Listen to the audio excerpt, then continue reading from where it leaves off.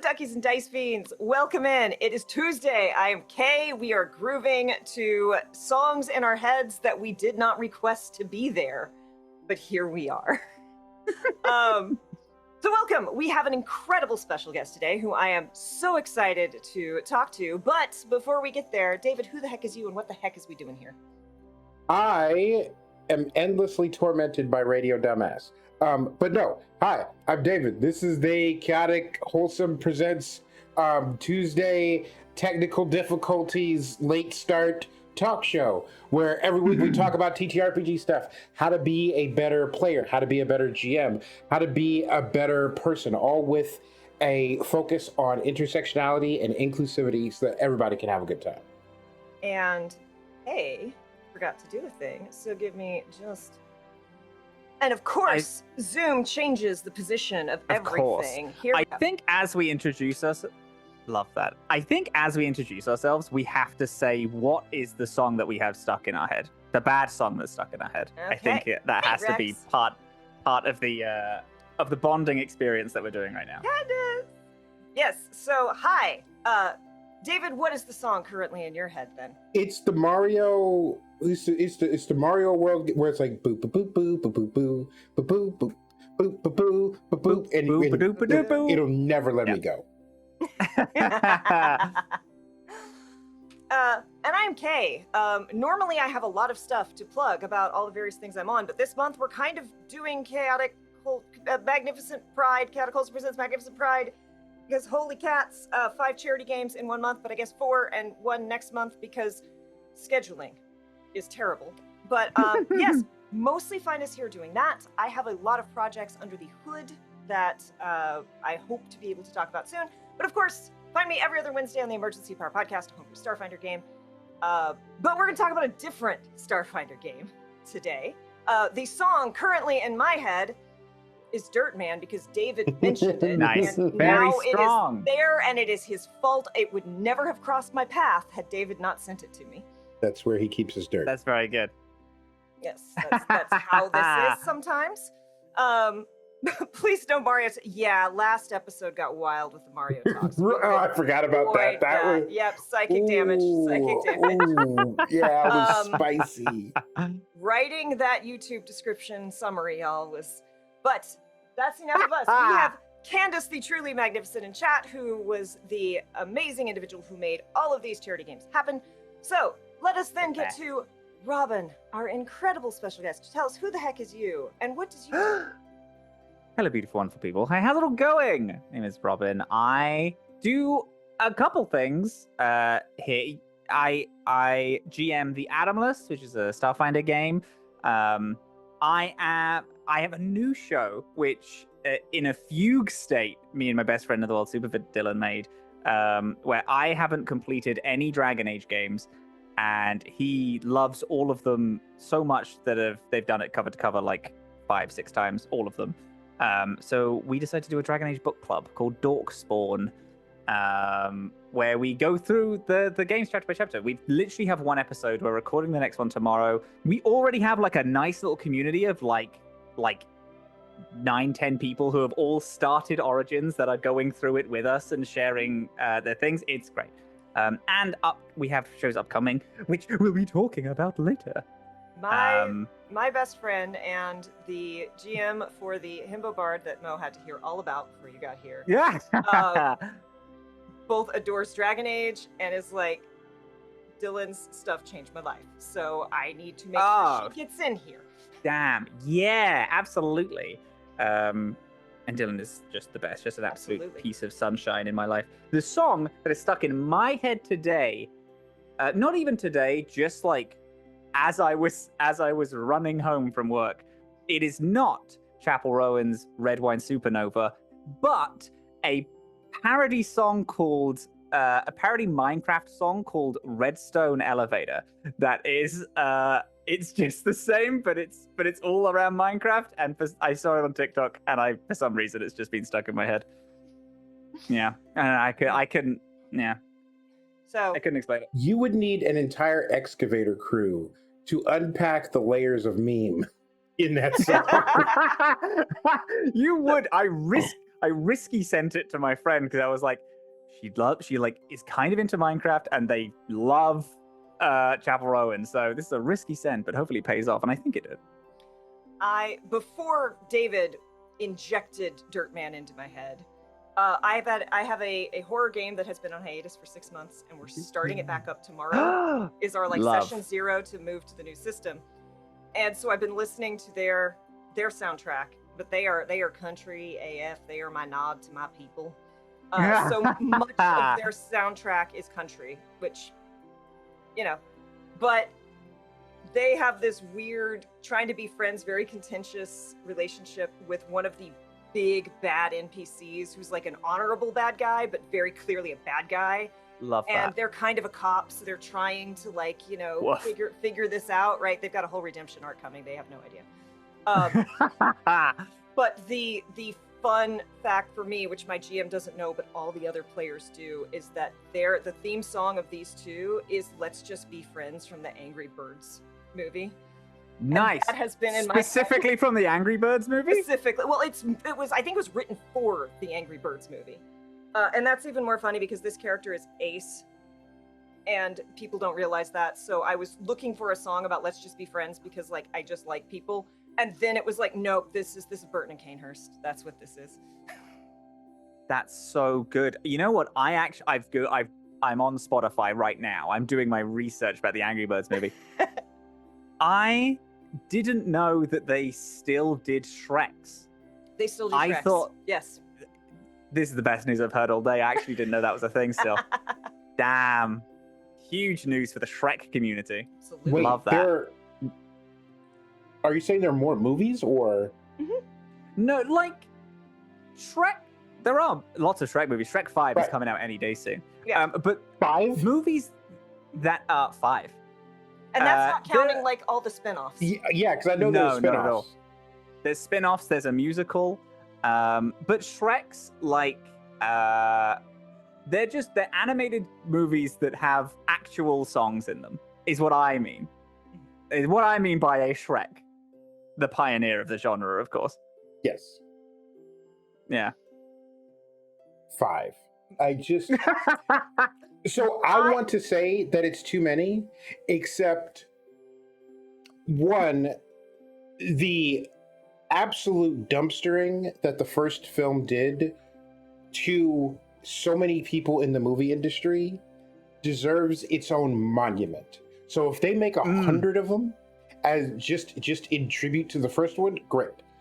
But also, when was in the past 20 years, how many legitimately good kid franchises came out where you sat down and watched them and they were wholesome and they weren't cringy and awful and only spoke to 6-year-olds and were just one of those YouTube Kids videos. Are we talking but a 90 heyday Pixar, like a Toy Story, Monsters Inc., those types of Right. really timeless movies? And outside of Pixar, who is churning? Because I hearken it to the Land Before Time series because there are 10 of them motherfuckers. Oh, yeah. God, there are so many Land Before Time. There's loads. There's huge. Yeah. There's 36 Land Before Time movies, and There might be. after the first one, they all hit the same thing with Ice Age. I don't know how many Ice Age films there are now. I know that they're somewhere in the 12 to 400 range. The Land Before Time movies are garbage. The first one is great. First one makes me cry. Listen, they can't all be garbage. They can't. There is 15, 16 of them. I'm sure one of them in between is pretty good. But they all hit the same story beats, and they're always a good. Yeah. And same with Ice Age. You sit down and watch an Ice Age movie, you're going to have a couple of laughs. The kids are going to like it. It's not going to indoctrinate your kid with something awful. It's not like a Joe Rogan podcast.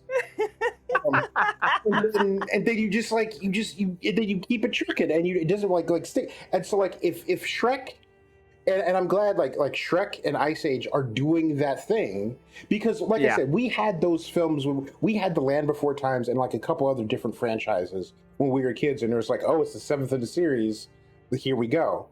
And so if Shrek keeps on that legacy, like I would rather have Shrek 17 than another James Bond movie. Like I would rather have Shrek 17 than so many other franchises that like they're gonna make another Minions movie, and I haven't seen not one Minions movie, but I tell you what though, the people who makes Minions, is it DreamWorks? DreamWorks, no, it is DreamWorks.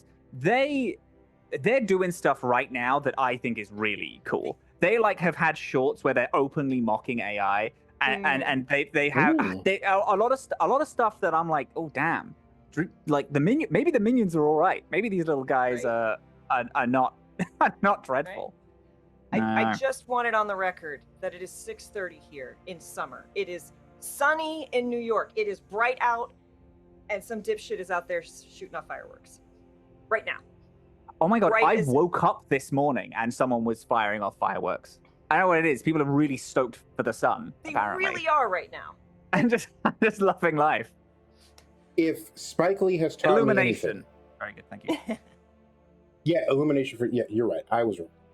If Spike Lee has taught me anything, it's that when it gets hot, everybody starts acting up.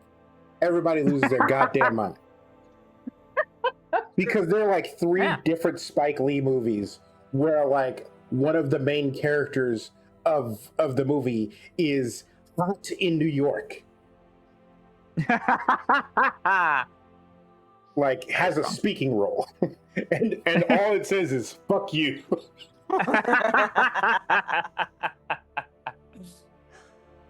But before we go too far, speaking of like the unhinged squirrels and the minions and just some other weird little guys. Yeah. We need to talk about guys in chairs. Oh. Right. So this game that you'll be seeing on this channel on Thursday was made by possibly the greatest person to ever exist. My best friend ever. I have them tattooed on my arm. We got matching tattoos back in January because we went mad. Was it that warm? Was it that hot out? It was, yeah, in January as well. So we just lost our minds. Yeah, absolutely. So I've only played this once. Candace came to me and was like, "Hey, buddy," and I was like, "What's up, gamer?" And they're like, "I want you to do this thing for these Pride events," and I was like, "That sounds awesome." And then she was like, "You can pick any game, preferably by a queer creator." And I had some pictures. I was deep in the Fallout mines, so I was like, "Oh, the Fallout TTRPG is like pretty fun," and I kind of look at it, but I was like, "No, it's not queer enough. It doesn't work." I mean, you can technically make anything queer. Oh, like challenge accepted. Believe me, like it's easy. Yeah. Make the Yuletide gay? Certainly. Just done. Yeah. But we had just come off of Breakout Con here in Toronto, and I played one game because it's a big event, but it's mainly about like sharing tables and then playing TTRPGs with people. And I did one game, and it was Dylan's game for Guys in Chairs, and it's a game that I've heard a lot of people talking about. Dylan makes 1 billion games a year, but this one was one that I heard a lot of people talking about. I sat down and I played it, and it was so fun. It's like very freeform. You make yourself as a guy in chair and a superhero who you're the guy in chair for, and you have these like crossing relationships with other people's guys. Well, your superhero has a like either negative or positive relationship to another superhero. So then you, because you're so closely tied to them, you also have a positive and negative relationship with them. And God, it was so fun. The table that we were at were people who clearly haven't played TTRPGs a lot before, and were like nervous meeting new people. But it's like the game just by the end, everyone opened up, and we were all like, at that game, it was like everyone was playing parodies of superheroes or just straight up superheroes. So like we had a father and daughter who were playing Spider-Man and Nightcrawler as their actual heroes. And then I was like, okay, I'm just going to play the Doctor from Doctor Who because I was in the middle of a rewatch.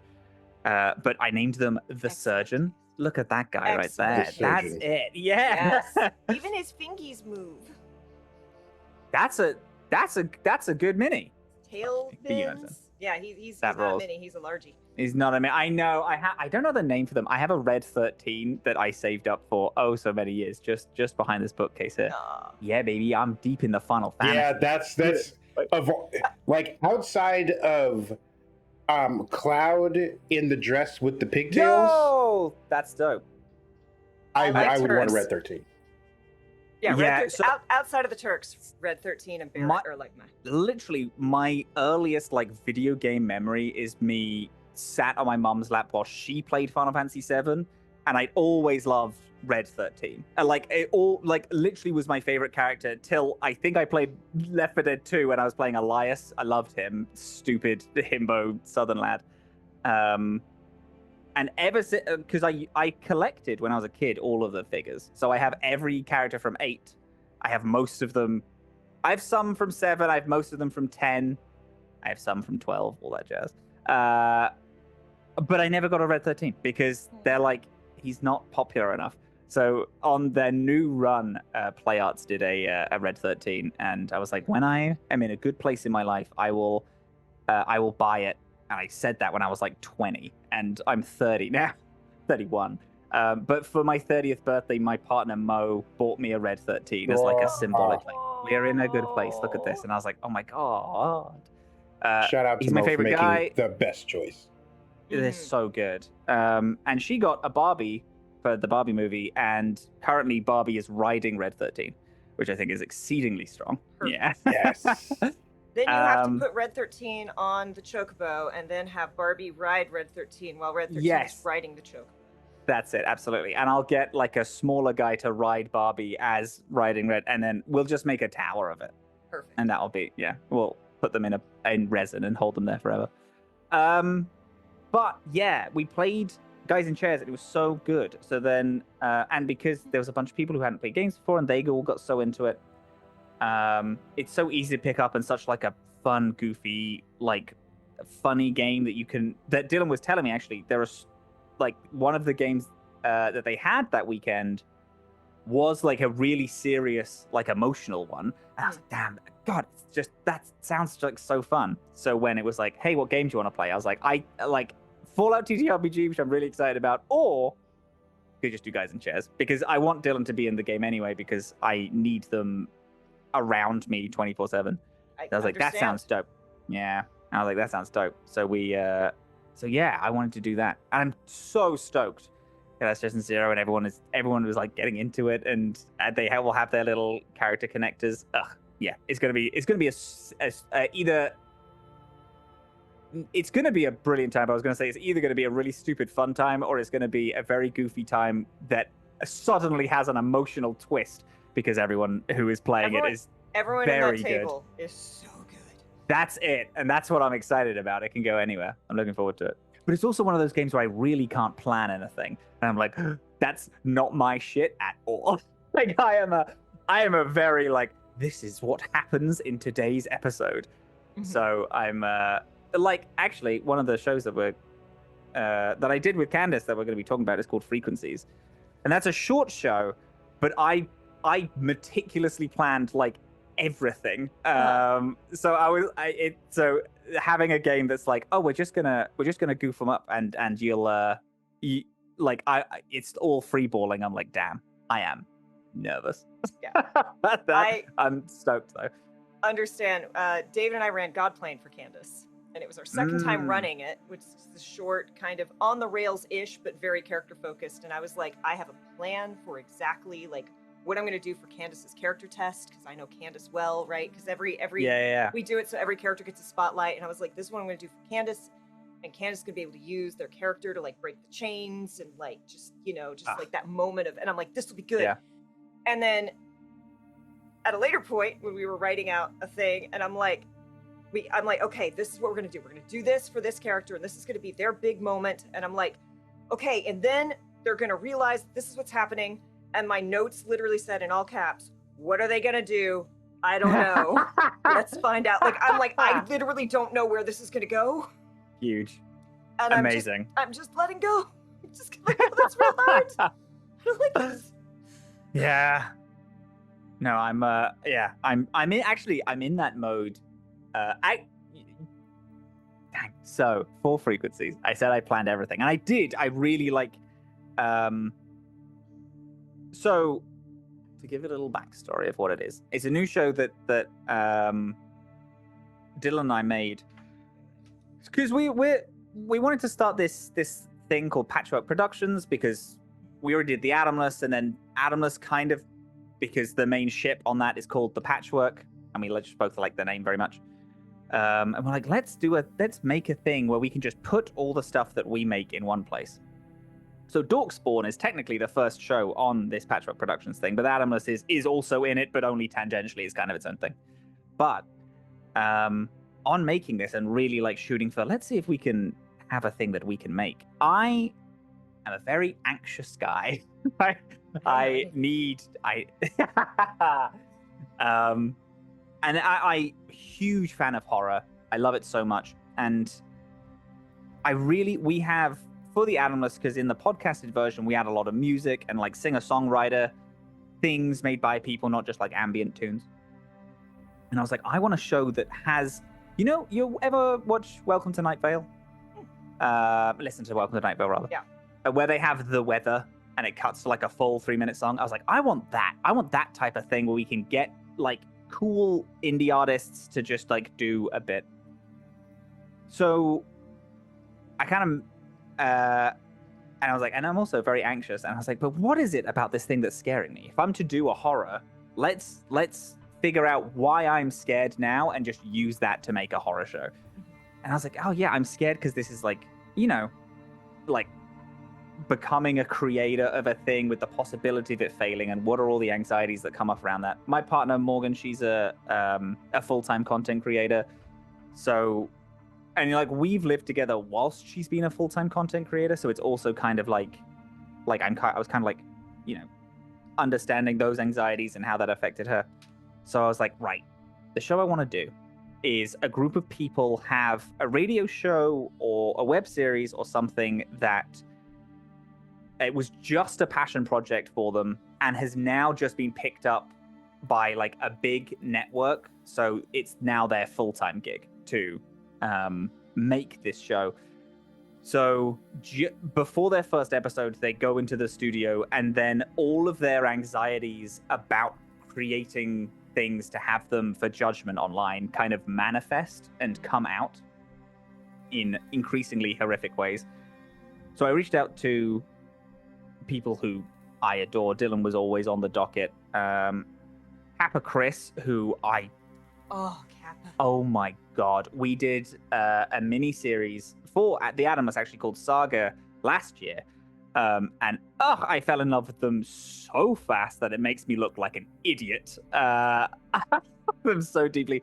And my friend Art Plebe, who they don't Sloan, they don't really make a lot of stuff, but they used to be very prevalent in the space, and still are like kind of like working their way back. But we have done so much stuff together, and I was like, they would be perfect for it.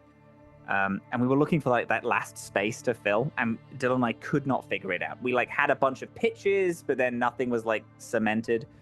And then I was on Dylan and I were both on Mimics and Misfits, Matt's channel, to do a Pathfinder game, and Candace was there, and we'd never met, and we hit it off so hard that after like the second session, Dylan and I jumped on a call and we were like, Candace is the person that is in this show now.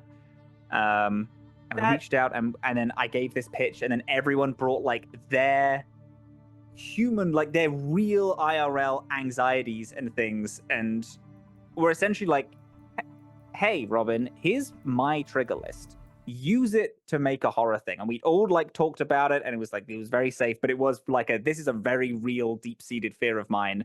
Let's do it, and let's make a show about this like kind of meta pseudo commentary on making it. And it's like every episode is based on a different horror genre.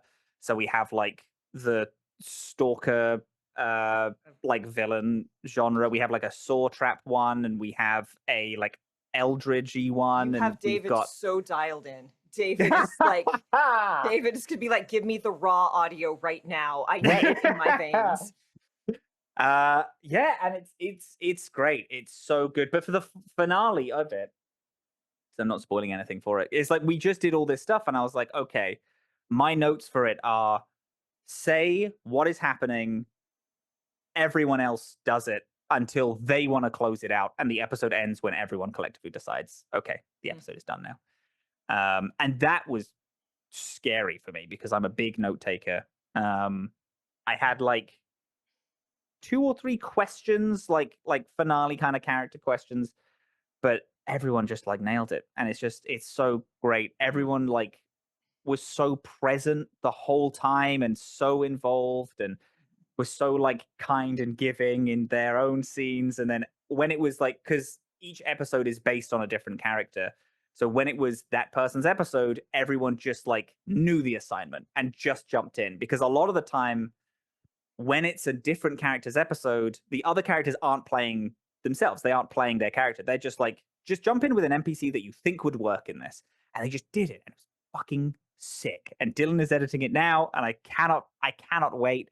We have songs in it because it's all based around a radio show. So the intro of every episode is a different radio show that has like a song-based introduction to the thing, and the soundtrack books. I'm so stoked for it. I can't say that much. Honestly, I've said so much because I'm just so excited about it. And I shouldn't really be talking Well, about it. now It's everyone's great. excited about it. Yeah. Matt wants to know It's if you have really a good. radio call channel, like a. Oh, that would be sick, actually. That would rule. That would be really good. Damn. Actually, you know what's fun? We finished the show, and the show's not out yet, but I was playing a video game called Dredge, which I don't know if anyone's played. Dredge but is so good. Loved it. Played it the other week, but like about a week or so after we wrapped Frequencies, and I was playing Dredge, and the deep ocean, scary, dude. We should not touch it. We should actually leave it for the fish and the things that live in it. I don't know why we bother it anymore. We know more about the surface of the moon than we do the bottom of the ocean, and you know what? Awful. Look, awful. Like 15, 20, 100, however many years ago, millions of years ago, we collectively looked around in the ocean, was like, fuck this. I will figure out how to breathe up there, then stay down here with you motherfuckers. and we Army Man crawled out. And the fact that anybody on Earth, look, the billionaires get a pass. If they want to go down there and look and see they want to go consult with Cthulhu. They're great. so smart, so strong. They should get in their ships and go down there. The deep wants to go back, and I'm like, let him. Just go deep. Just stay down there. But outside of that, like, and like, despite all the stereotypes, I swim. I love to swim. I love getting in the water. I love being buoyant. Like I would host this from a swimming pool if I could. Yeah. We can make that happen. We can finally have your hot tub stream. It's summertime, baby. Mm-hmm. No better time. Wow, like this is something I had not considered, and now thoughts are, plans are now being made. But the idea that people would just go find a beach, and I understand that it's a privilege to be able to go to the beach and look into the ocean, but as someone who has gone and looked into the Pacific Ocean, stood on the shore, looked at it, I was like, yeah, there's a reason we left. No reason to go back. And like now orcas and shit will just slap the shit out of you if you put a toe in there. Like, no. They've been bullies this whole time.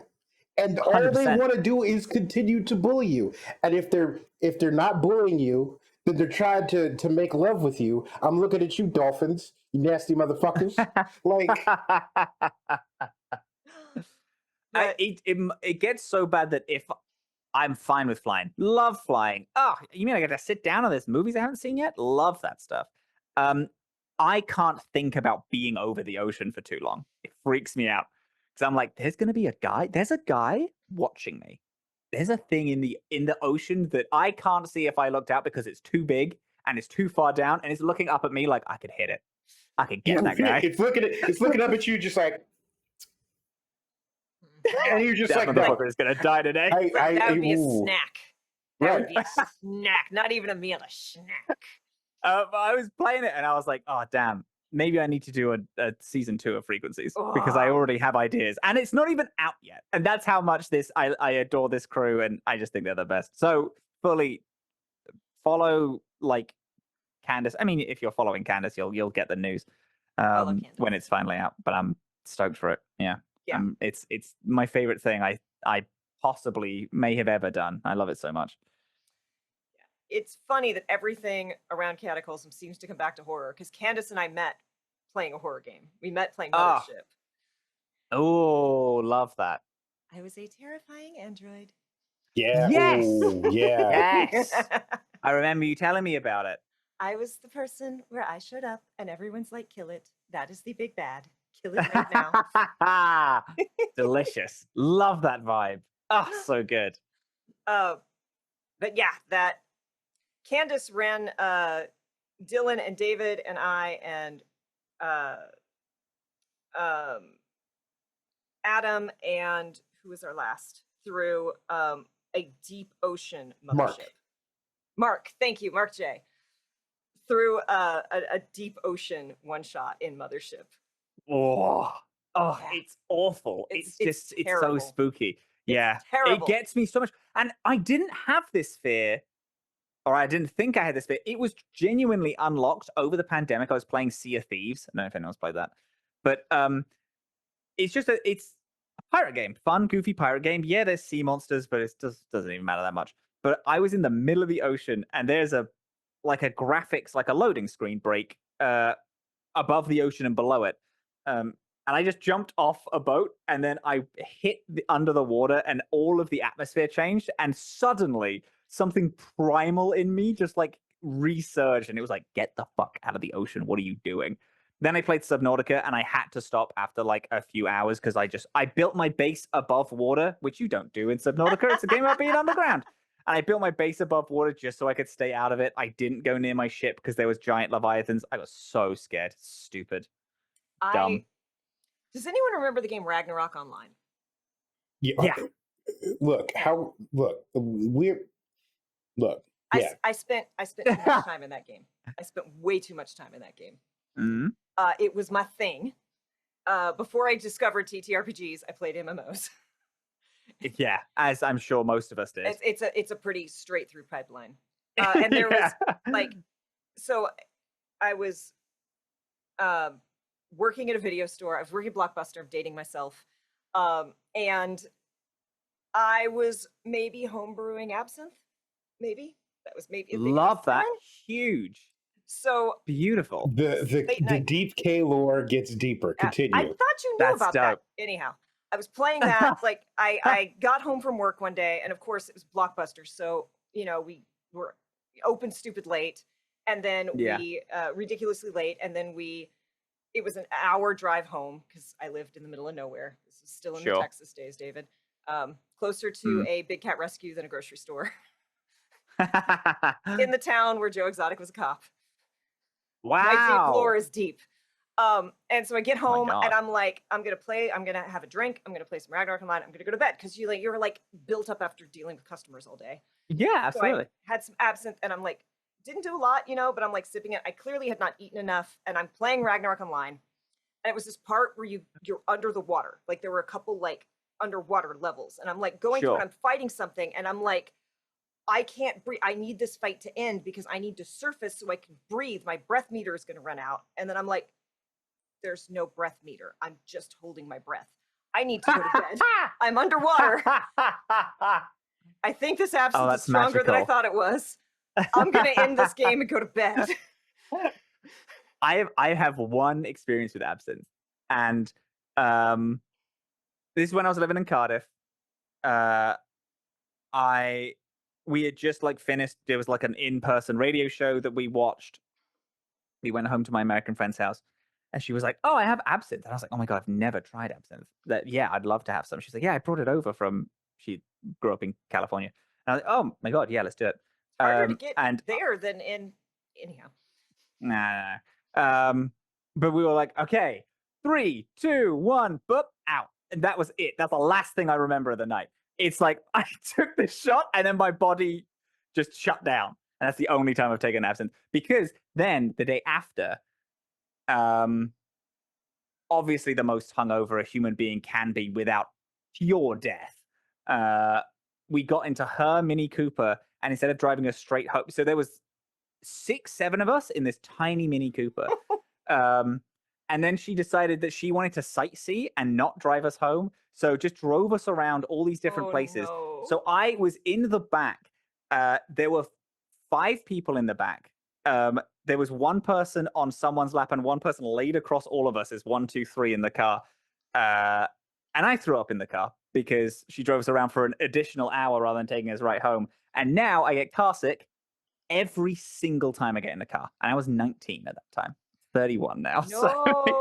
I am not even joking. Ubers, just if I'm in the front seat, back seat, if the windows are open, anything, I feel car sick. I have a system now. I just got to breathe real hard around corners. But that's it. I hope that I can't drive myself, but I do want to learn, and I do hope that it doesn't carry over.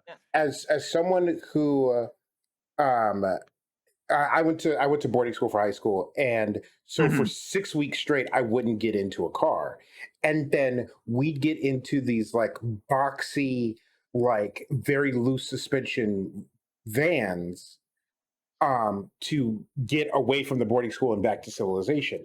And so by the time I stepped off of that to get onto another bus, to get onto a train, to get onto a bus, to get onto a bus in order to get home,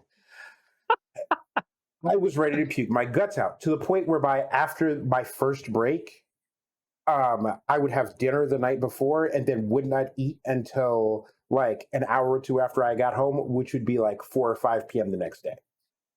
Woof. And then also I knew how to drive. Like I learned how to drive in high school, but didn't have a license because I was in boarding school. Later on, when I got my license, got a car, was driving around, zero motion sickness.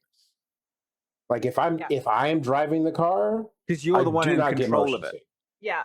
But that's like what I'm hoping. Like, I'm hoping I have your gift. I feel like it's like when you're in a VR helmet, you know, the motion sickness isn't as bad. Whereas if you're watching the screen of someone in it, it's way, hopefully. Right, you are. Also, yeah, I'm hoping it's also like that. I will never tell someone to like revisit an alcohol that did that to them. But if you ever want the proper system, because you don't shoot absinthe, there's a whole thing with the sugar cube and the fire and water, and it's a wonderful, beautiful tradition. Yeah, but I grew up in British binge drinking culture, so I mean, look, I grew up in the sticks, so like that's true. Yeah, absolutely. So we get each other. And Kay, remind me of the name of the Doctor Who spinoff with Captain. Yes. Yeah. When you said Cardiff, my brain immediately went to Torchwood. Immediately. Jones, let me hear those beautiful Welsh vowels. So, all of Doctor Who is filmed in Cardiff, to the point where now I don't know if anyone remembers. It was a short-lived, fine Doctor Who spinoff called Class. That was it was very like kind of like grungy teenager. The pilot is amazing, and a lot of the monsters are really good as well. But it flopped real hard. Written by Patrick Ness, who's like a YA author. Anyway, that was also filmed in Cardiff, and because everything is so commonly like Doctor Who, Sherlock, all that stuff, they were shooting like outside of my house when I lived in Cardiff, and they knocked on our door because they were like, "Hey, it's kind of raining a bit and we don't have a green room. Can we just use your front room?" And we're like, "Yeah, buddy, sure." And we just let them in. And so we just had the cast just sitting in our front room as all of the ADs and stuff were like setting up. Yeah, it's so wildly common. But Torchwood is actually deliciously fully set in Cardiff, and I love that city. It's a beautiful city. There is actually a spoilers for Torchwood. There is a Yanto Jones shrine in the bay, giant, like a full, huge wall of just pictures and flowers that is regularly like kept up and like monuments to him and the character next to where their like transport down to their like the HQ entrance. was. Yeah. Yeah. Trying to That's explain crazy. to my friends who grew up in Europe that like I really want to go to Cardiff, and they're like, "Why?" And I'm like, "Torchwood." And they're like, "Oh, okay." Listen, it's fun a fact, beautiful city. I love it. It looks amazing. Fun fact: I cosplay Jack Harkness, and I got to And go walk killed it. up. Murdered. I got to go walk up to. I got to meet John Barrowman twice. Once dressed as Yanto or as Jack Harkness, and I go walking up, and he's all like, "Hey there, nice jacket." I'm like, "Don't say that, Jack! Don't you say that! You don't mean it!"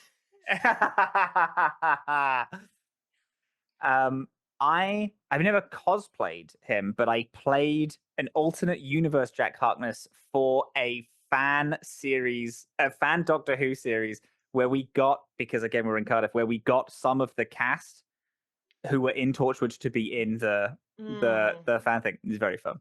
I do a dreadful American accent that you will never hear. No, you will not. You cannot look at me like that because I physically will not do it. It's in my DNA to refuse. Will ask Dylan to peer pressure you into doing it. Candace has heard it. Candace has heard it. Oh yeah. Oh no, didn't you? I don't think Candace has heard the American. Candace heard me do a ghoul from Fallout, which is technically an American accent, but also technically a different voice in on itself. So I will abstain from that and say liar. Actually, yeah. Goodness. I feel like we have covered so little ground and also so much. Is there anything else, anything else we need to talk about? Chat, what questions do you have? What can we? Yeah. I will tell y'all. I am not playing at the Guys in Chairs table, but I got to watch the session 0. I got to be a fly on the wall, and y'all, you were not prepared. I got my notes, baby. You are not prepared for what is coming, especially with the emotional damage that Jen is going to inflict. You are not ready. That's it. That's what I desire. Literally, when we were getting ready for to reboot the horror game, and I don't know the GM as well, but he is a writer for the Fallout TTRPG. Get out of here! And I'm wow, I'm that's like, a good game. We're going through all of the stuff, and I'm like, fuck me up, fam.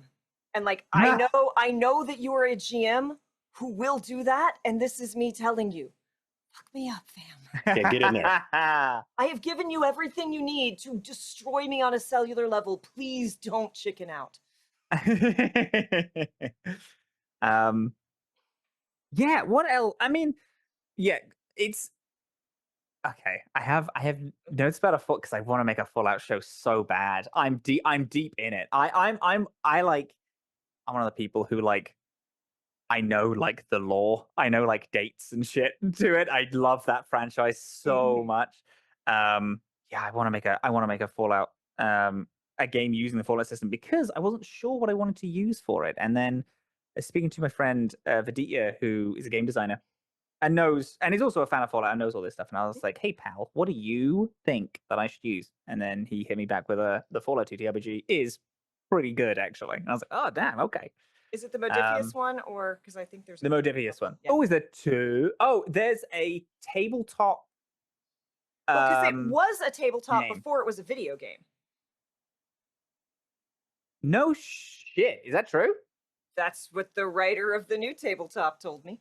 Look at me saying that I know all the lore, and you immediately hit me with something that I did not know. Okay, fake fan over here. No, most folks in chat know I have a very, very, very bad dog phobia. So I cannot get too deep into Fallout. Like I was like, episode 1, I'm ready to watch this. This is great. Episode 2.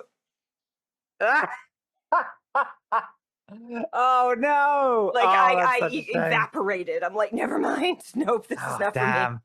It's hilarious that we're talking about that because 2 or 3 days ago, because like I am an adult and I am also someone who like doesn't do things. Yeah.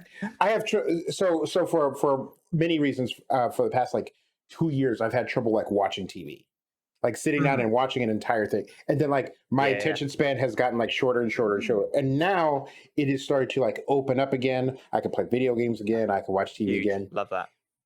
And so like 2 or 3 days ago, I sat down and I was like, well, let me check out Fallout because like this other thing that I want to watch, I'm not really, it's a little too heavy for me to watch right now. And I'd done like 5 indie horror movies back to back over the course of like 3 days. Huge. We've got to talk about those. Some of them really good, some Yeah. of them really bad, but and the bad and like they're bad in good ways. They're like the good bad Of ones, course. and then like the bad ones. Yeah. And I saw Yeah. both. Anyway, doesn't matter. Point is, Very quickly, Candace says they have an underground Fallout mod for Savage Worlds too.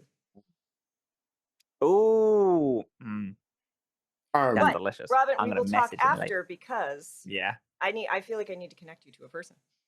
Okay. yeah. So I was like, I'll watch like half of the first episode of Fallout, check it out. Mm. Hours later, the credits are rolling on the last episode of Fallout, and I was like, huh. I really sat here and watched the entire fucking thing. And I have Huge. opinions about Fallout. And Love make no it. mistake, Hit me with them all. it's excellent. The I really like it. biggest the so for one, I'm a fan of anything Lisa Joy does.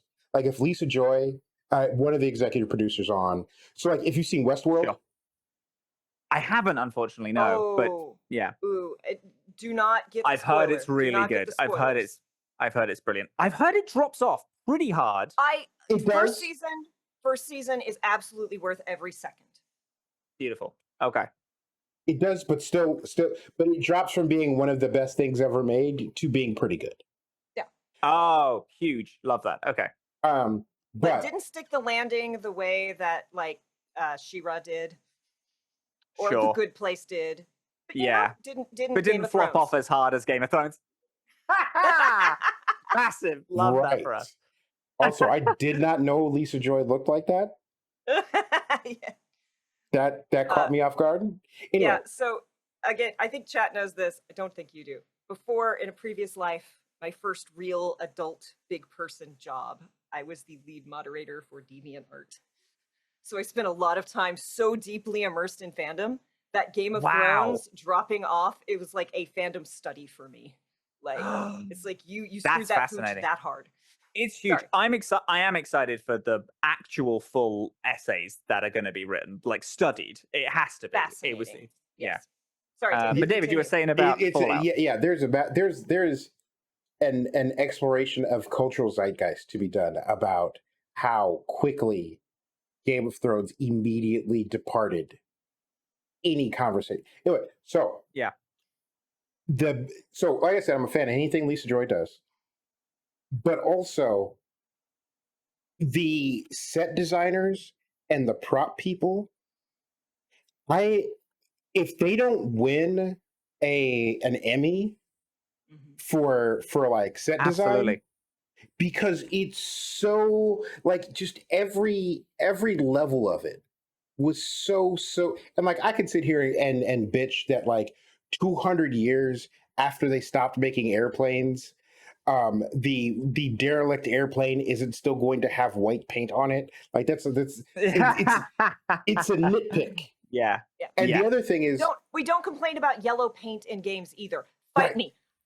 Those we don't complain about yellow games. Work in games.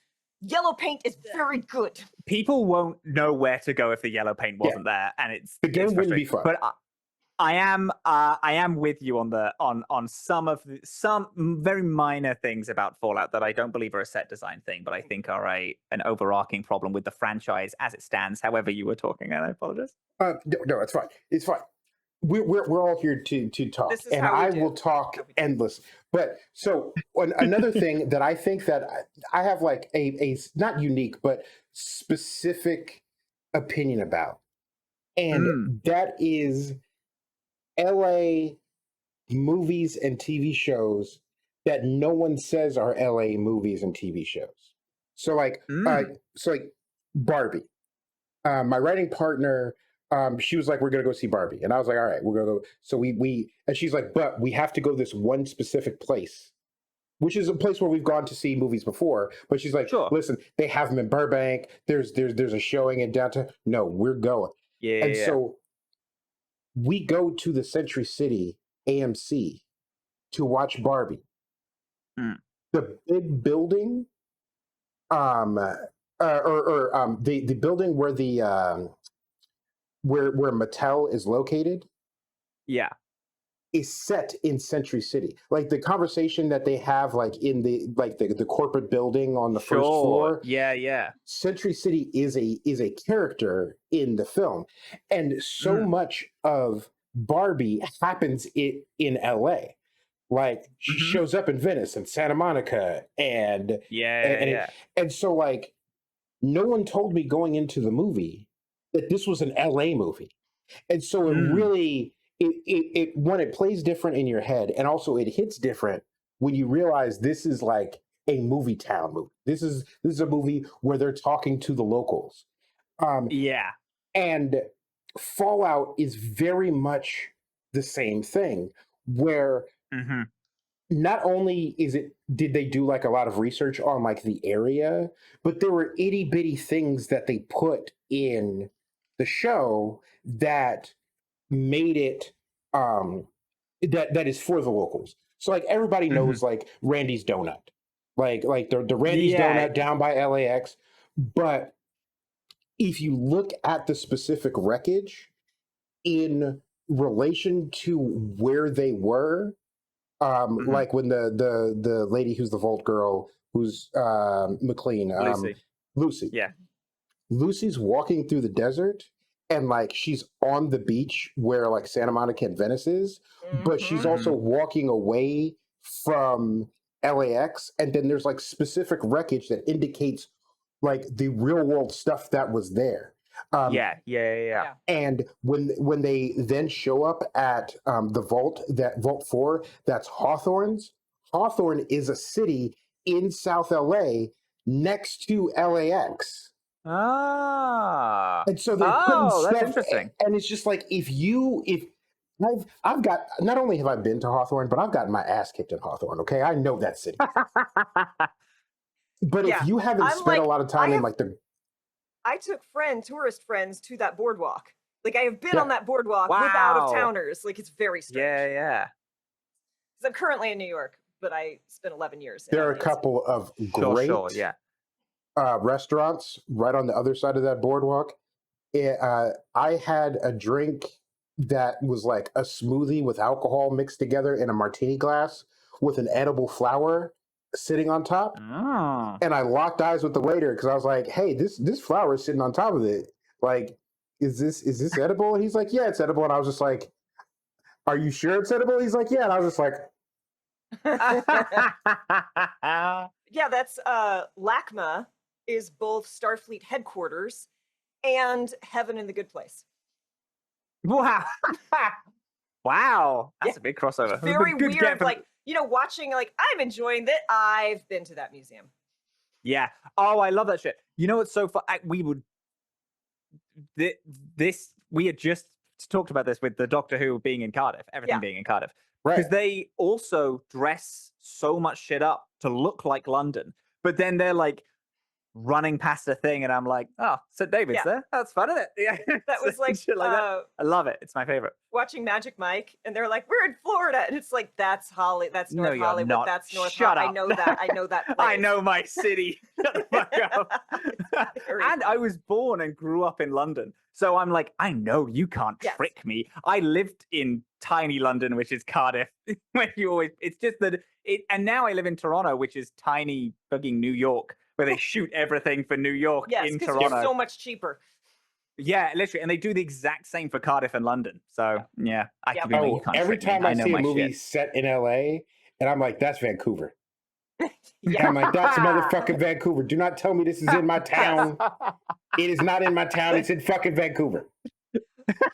Robin, I will tell you a story which I think you'll appreciate. I was before I started working in games, I was a games journalist, and I was doing Bethesda was doing a tour for a bunch of their new stuff, a press junket for all of their stuff coming out. So I went to Yeah. this press thing and played all sorts of games. Not Wolf Among It. What's the Nazi one where you're shooting Nazis? The Nazi Wolfenstein. Wolfenstein.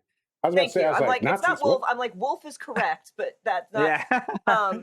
And there was a really creepy horror one, and one of the things they had Skyrim VR and they had Fallout VR, and so I'm like going through and we played every single game. Like, Wow. we were there for like 2 Yeah. hours just doing a whole thing, taking notes, and they put me in Fallout VR, and it was like not the start of the game. They were like, because they want you to drop you in and kind of They want you to do in the action. Yeah.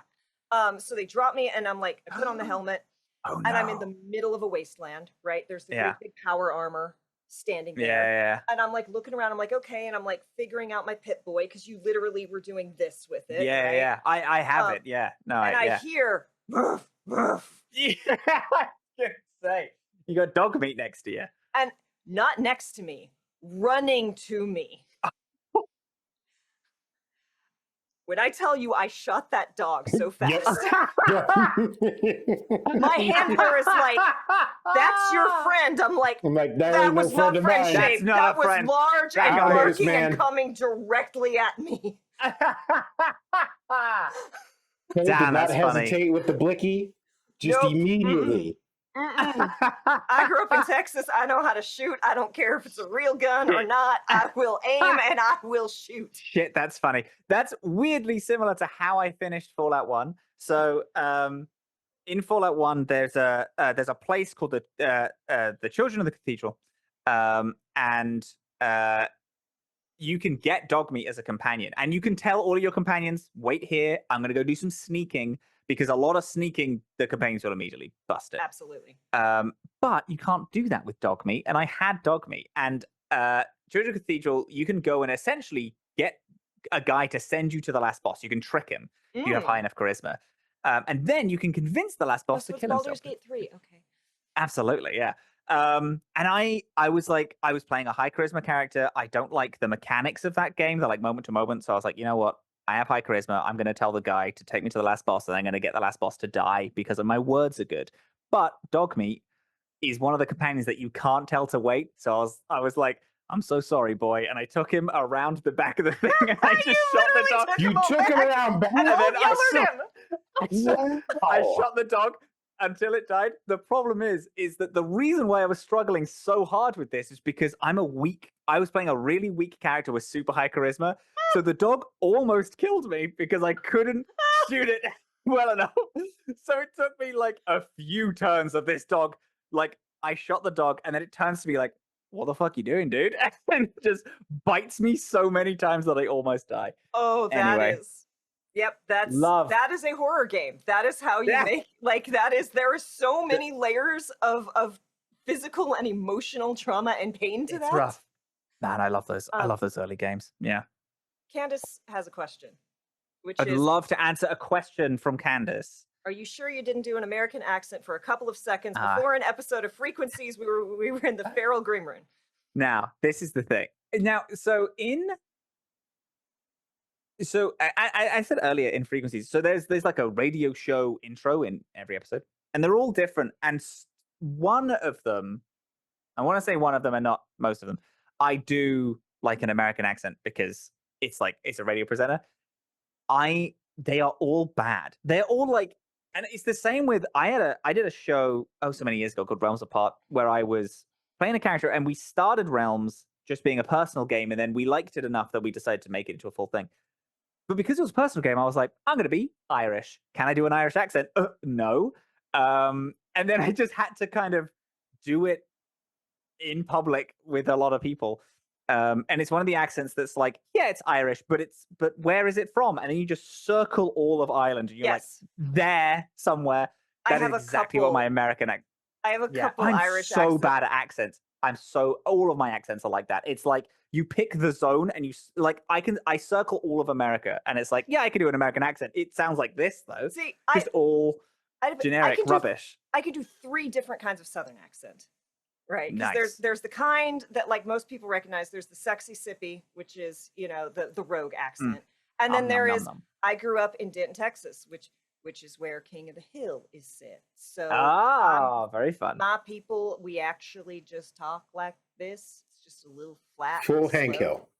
Yeah, full Hank Hill. Like literally, love that. Yeah, literally. King of the Hill is set in Arlen. There is no Arlen. Arlen is a combination of Garlington and Arland, and their rival in football is Denton, and Denton is where I went to school. So, yeah, it's like that is my backyard. I don't know you. That's cool. Like, that's my purse. I can do a bad propane and propane. I could do a very bad British accent, which I will never do. Now. I will never do in front of a Brit because I know the British. They're like, that might be British, but that's the wrong British. Those are the people on the other side of the street, and they do their U's different. That's it. Like, it's the same thing as it's similar to America, where it's like Britain is so small and we have so many different accents that it's stupid, dumb. I can't do any of them. I have this, and this is a very neutral London accent because I went to fucking speech therapy when I was a kid, so they just gave me a wrong accent. My Irish I can do. I have to be careful to not go full Lucky Charms, but I can do an okay Irish. I can get away with it for very good for games at least. Strong. No, that's good. And it's the curse of a GM where it's like I do so many different voices. I'm trying to make them all sound different, and 90% of them are like accents ? But I also can't remember. I can't remember voice. Yeah. Because I can't remember voices moment to moment either. So if a scene changes and I'm out, I'll never get back. I have to take notes of like this one does this, like did this accent, and then be like, I hope I can remember that. I am forbidden from doing the rogue. Yes. The one if you really want to fit is I can almost guarantee you, unless you were like 3% of the population, your Australian accent is not as good as you think it is. My best friend in New York is an Aussie, and he's like, everyone tries to do their Australian accent. Do you know what's so fun? I actually before show, we were talking about stupid songs that are stuck in our head. Dirtman came up, and then one of my favorite artists of all time, TJ Mack, came up. TJ Mack is like a character of a guy called something Alvarez. I think Brian David Alvarez. I don't know. Anyway, another character of his he himself got on the news in Australia because his Australian accent was so good that they thought he was from Australia, and that is so rare that it was literally newsworthy that a TikTok American was able to do a convincing Australian accent to them. And I thought that was so interesting because I have a friend who's Australian as well. They lived with me for a bit, and they're like, oh no, the Australian accent that a lot of people do is TV Australian. Not real Australian. We have 2 different types of apparently it's a significantly different dialect is like TV Australian because they teach it in like drama school and stuff. I just thought that was really interesting. But yeah, anyway. My bestie talks about, he's like, whenever I go back home, they all make fun of me for not sounding Australian at all. But then I come back here and I'm talking out of my nose. Like, he's like, I have to train myself back out of it. But yeah, like it's the same American does have like one kind of basic American accent that didn't used to be, but it's now the basic American that is on the news because they trained all the news people. Like it used to be if you watched the news in New York, you would get the Brooklynish accent, right? Sure. And now newscasters, and I mean, if you're in the South, it might have a little twang, but it's definitely not. It is definitely not how folk talk. We have the same thing. BBC British is a dialect that is trained to be like it's why it's so recent. It's why David Tennant isn't Scottish in his Doctor Who run because he had to do BBC British. It's a huge thing because England is and BBC specifically is made up of bad people. Well, that was one of the joys of when they had Andrew Scott. Oh, don't get David started on the food. Hey, listen. The food in Britain has progressed so far that it's not even the thing that people make fun of anymore.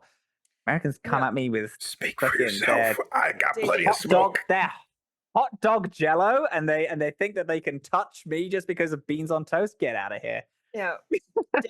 David's favorite thing is watching British people be shocked that American food tastes good. There is a lot of that. The thing is, though, is like, again, I grew up in London, so that stuff doesn't really touch us. London is so multicultural. However, I did when I went back for the pandemic, my dad did make just a chicken breast with nothing on it, and I was like, "Hey, bud, you have to know this isn't good, right? You have to know this doesn't work." And he was like, "Yeah, it's bored." And it's so annoying because he's like one of the best chefs I know. Like I was a professional chef for years. And a lot of my shit was from him because he's so good at it. So him giving me that, I was like, get this out of here. This is so ingrained into you that you must know that this is bad. One of my favorite TikToks that David sent me was like these, and they're like, yeah, like British, someone was commenting that like British people, we don't really season our food. Like we cook it and then we bring it to the table unseasoned and then you put salt and pepper on it here on the table to your taste. And they're like, yeah, exactly. And the guy's like, but someone just pointed out that you have to season food while you cook it to unlock the flavors. Yeah. And then it like zooms in on the guy going, like mind blown. It is a curse. It is rough. Admittedly, I've kept away from a lot of that, so I'm skewed in the fact in that way. Again, yeah. Southern. One of my favorite things is watch. There's a whole series of they give a bunch of Southern food to kids. Yeah, it's so funny. It's so they're like, I don't want to eat this, and the one kid gets iced tea, and he's all like, I like this. This is good. Can I have? If my mom wouldn't let me have this. There's a video of British kids eating a Popeye's chicken sandwich.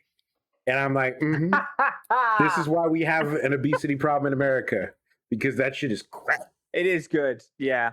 A thing which we don't have in the UK that I fucking love is deep fried pickles over here. And I'm inhaling them. Whenever a place has them, I get, oh shit. You know what's a thing? I was never a chicken wings guy. I'm a big chicken wings guy now because they're fucking good over here. Holy damn. I haven't been to a proper. Okra? No, I don't believe so. Do it. As someone who David does not like okra, deep fried okra. Go it eat is deep fried okra.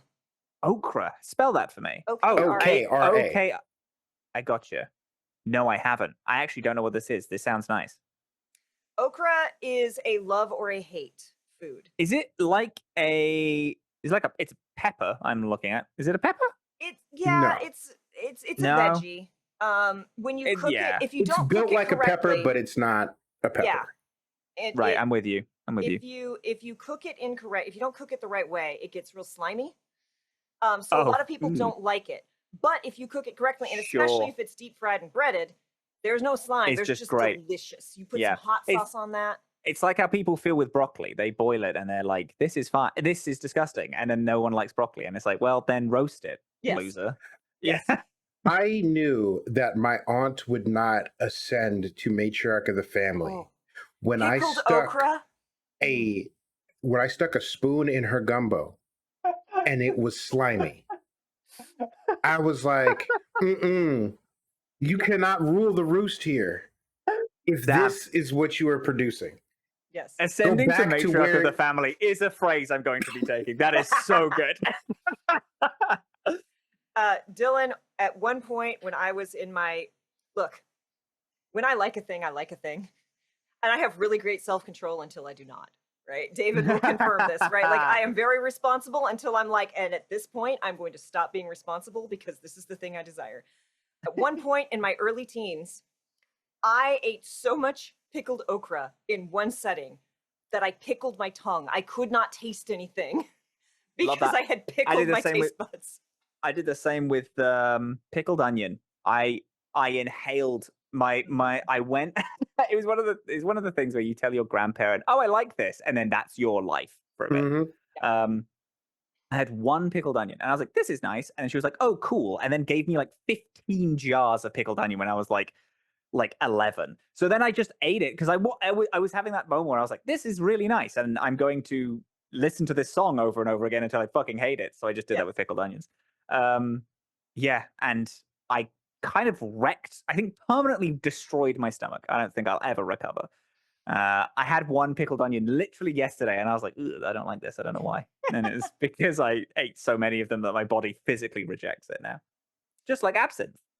All comes back full circle. Love It that. does come. It just Oh, and to put a point on, I wouldn't say animosity, but what gets me fired up about British people trying American food. The videos I'm glad I you see finished. I'm glad you Yeah, finished I'm that into it. sentence. No, is, hey, listen. If the sentence ended there, correct. Still to this day. but three things. One, I am half Creole, half Cajun. Mm. There is nothing that has ever been on a stove in my house that wasn't goddamn amazing. Yeah, Nothing. yeah. And my mother did become matriarch of the family because she was the best cook. Two, the British went all around the world stealing all of the spices, And we just didn't know how to use them. brought them No, back. no, rejected it. Decided Yep. we're too good. Yeah, that's true. Actually, yeah, absolutely. Once they became more common, like once they became affordable, then like the aristocracy, France, Belgium, the Dutch, the British all went, oh no, you have to taste the purity of the food, and then the commoners fucking follow that, or because like if you look up like recipes from like the 1700s, them shits is wild.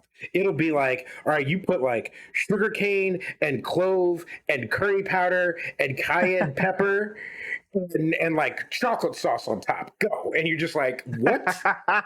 like apparently the original form of lasagna was a sweet dish. They made pasta and put enough Wow. fucking sugar in it that it was sweet. But Fascinating. I'm actually into that.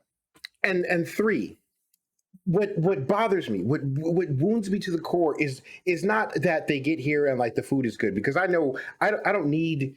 I'm not going to quote that movie. It's that they're so surprised. Like there is an obesity epidemic in the United States.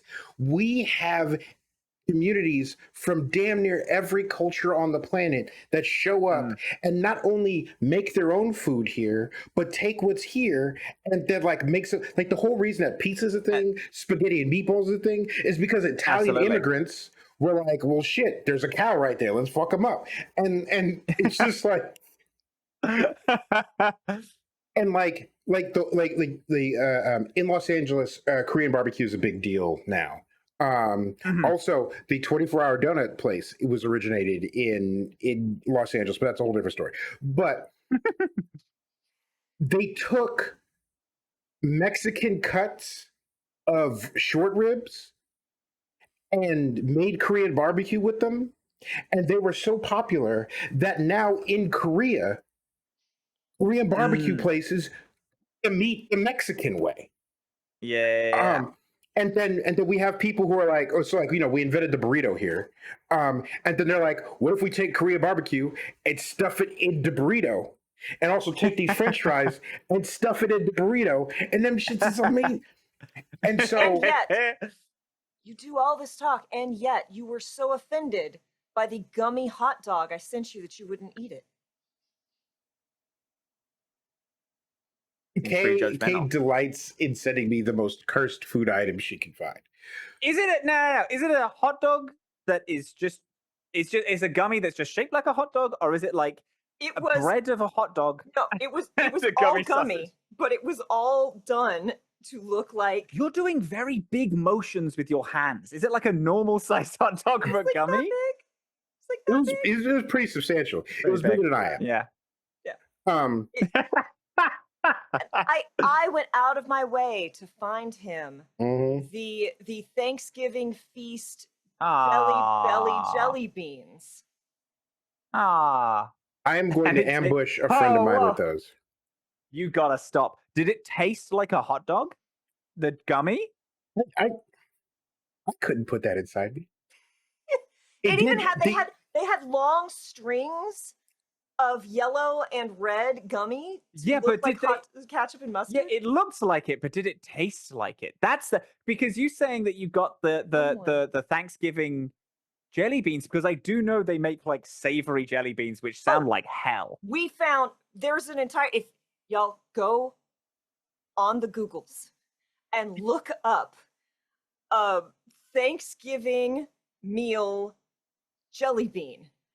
It is a bag, and it is turkey stuffing. No, get that Willy green Wonka beans. nonsense out of here. And someone went through and was like, I am eating these, and has reviewed each and every flavor. And it is the funniest thread I have read in years. And Nonsense. I found a bag, and it Awful. cost me more to ship it across the country to David than it did to buy it. And I'm like, this is worth every penny just for his outrage. And the best bit was he gets it, he opens it, and he's like he's mad. I could feel he's mad from across the country. I could feel the glare. And I was like, you know what the worst part of this is? Do you know what the worst part of this is, Kay? I'm really hungry.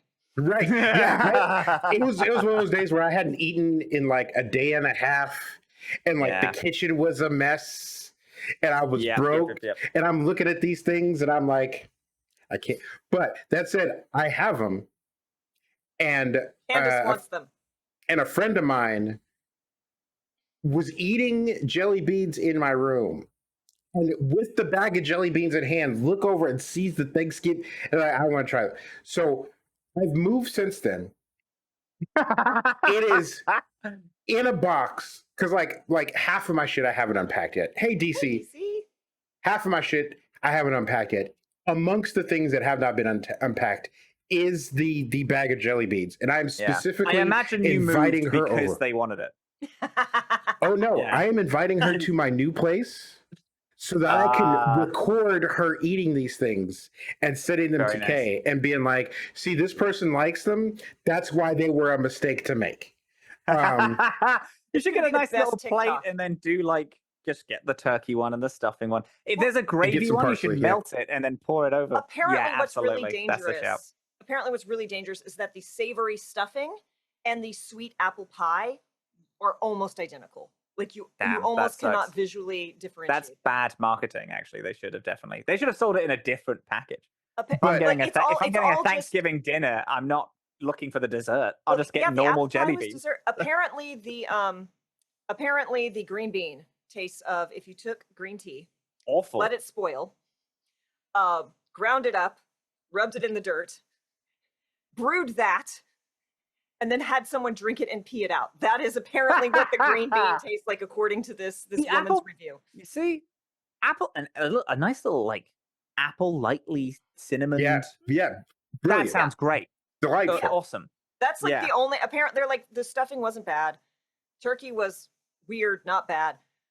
The green bean. There's also coffee. The green bean sounds worse. The worst bit of that does sound like the green beans. Yeah. Because I don't know a decent way to put that into flavor.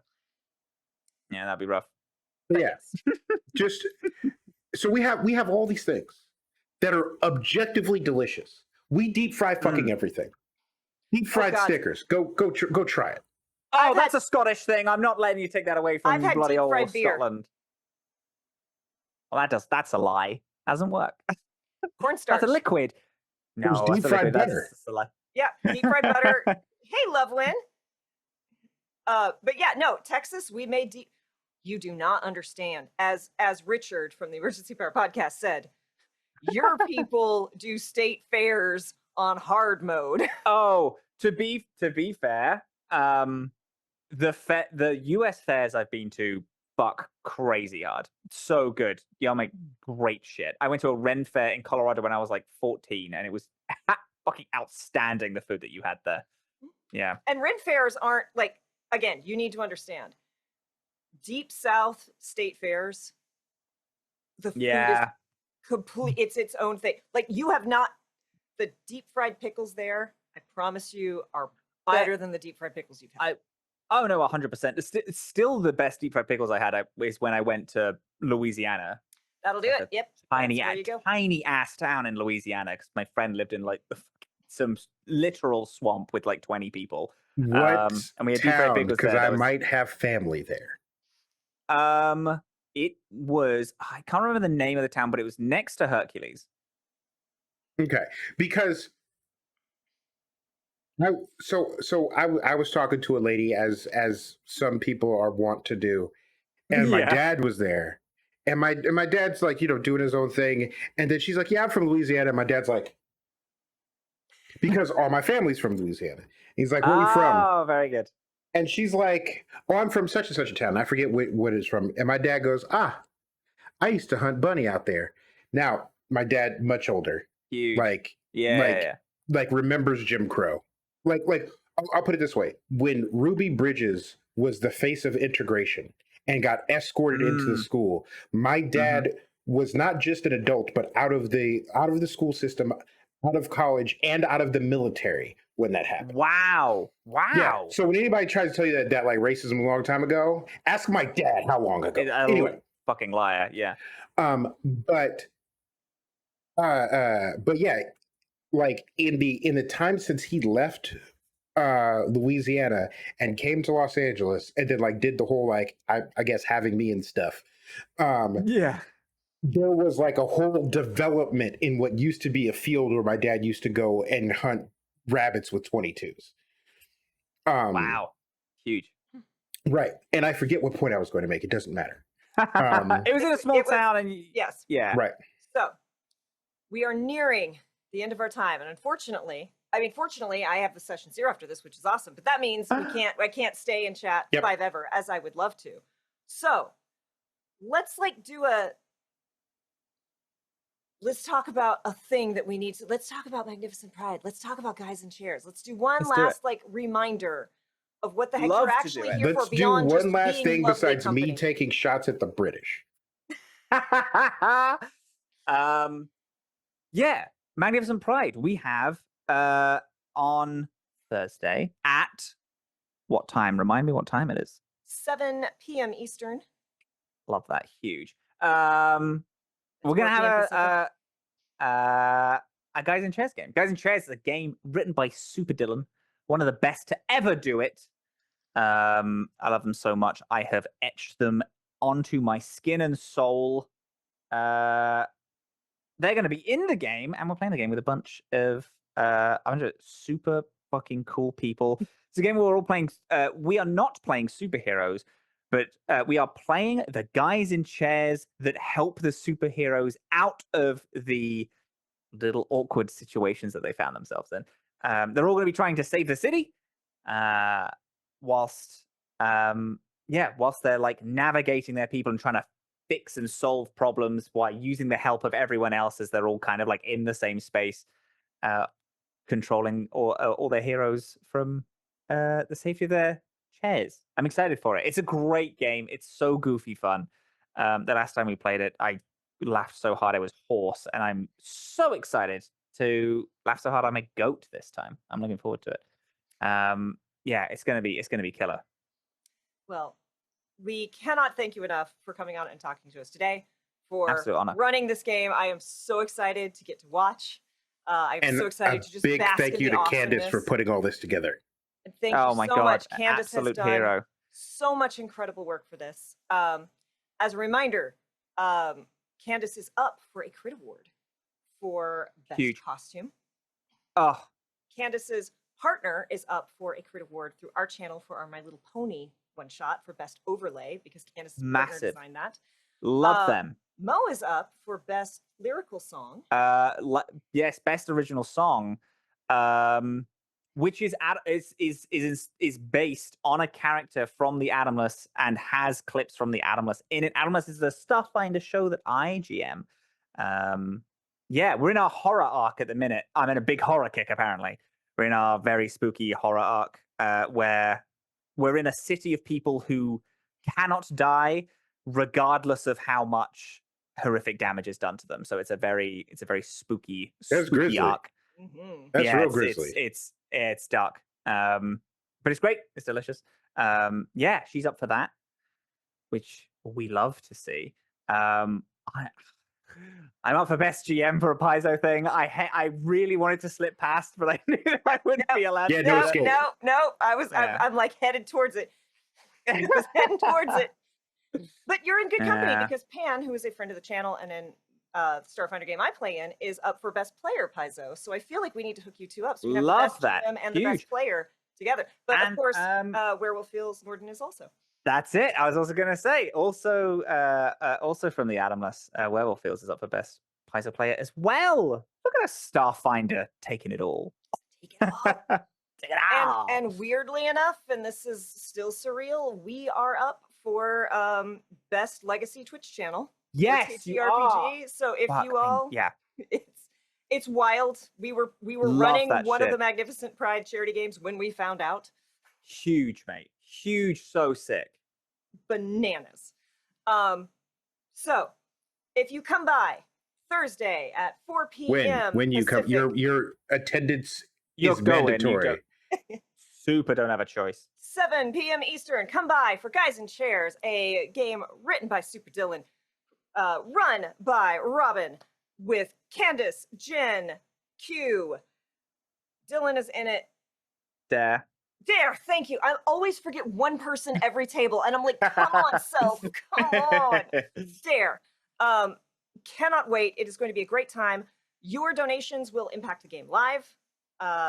And it will also go directly to Black and Pink, which is a organization which helps Black, brown, and queer people who have been incarcerated, and gives them funds and help exactly when they need it, and also in the additional time that they have, fight to reform and or abolish the prison system, because the prison system here in America is not good.